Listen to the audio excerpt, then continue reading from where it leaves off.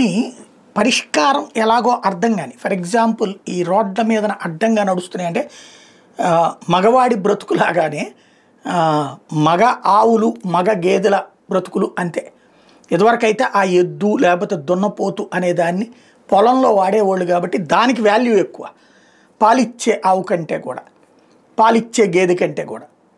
కాలమాన పరిస్థితుల్లో ట్రాక్టర్లు టెక్నాలజీ వచ్చేసాక అవి పట్టించుకోవట్లేదు. దాంతో మగది పుడితే వదిలేస్తున్నటువంటి సిచ్యుయేషన్, చివరికి ఇప్పుడు ఆడయ్యే పుట్టేటట్టు ఇంజక్షన్లు కూడా చేస్తున్నటువంటి సిచ్యుయేషన్ కూడా చూస్తున్నాం.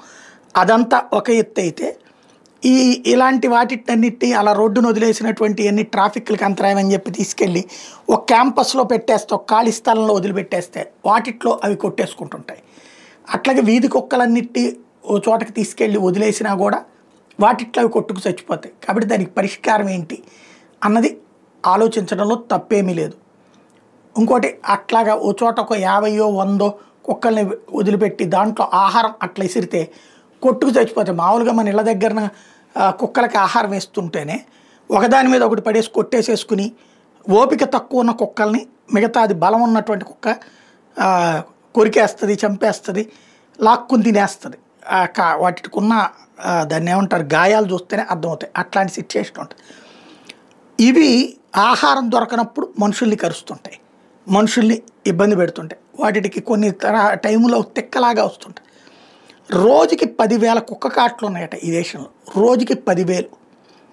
ఏడాదికి కనీసం 2-3 వేల మంది చనిపోతున్నారట.